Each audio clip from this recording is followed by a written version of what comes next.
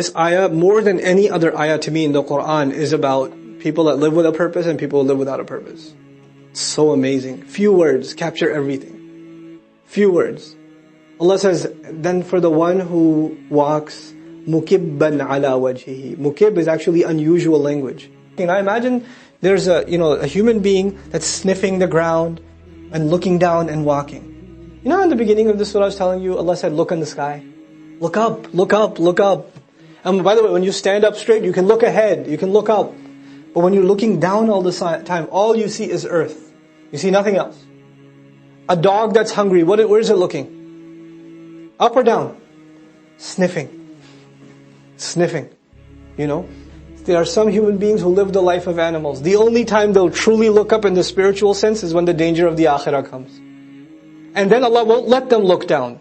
Because in Surah Yasin, their heads are held back and their eyes are held open. They're literally held up like this. SubhanAllah. But now Allah talks about a person whose head is down. What does that mean? The only aspirations, the only goals, the only activities, the only engagements this person has have to do with dirt. They have to do with this world. Either they have to do with pleasure, or they have to do with wealth, or they have to do with status, or they have to do with,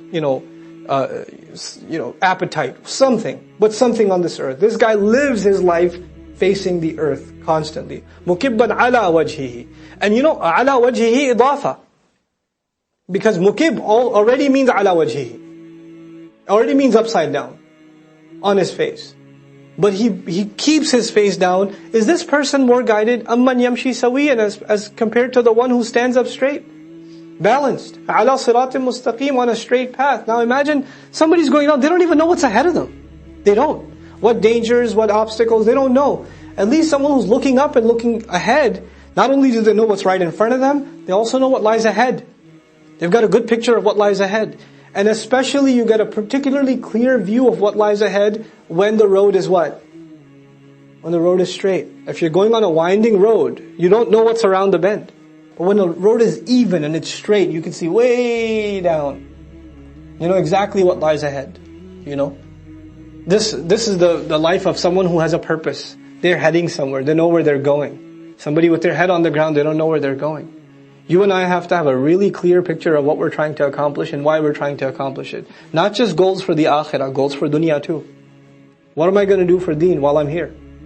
قُلْ هُوَ الَّذِي أَنْشَأَكُمْ وَجَعَلَ لَكُمُ السَّمْعَ وَالْأَبْصَارَ وَالْأَفْئِدَةَ. Tell them, say, He's the one that brought you up. He's the one that created you. Insha means creating out of nothing. Also means to build up, to rise, to make something rise.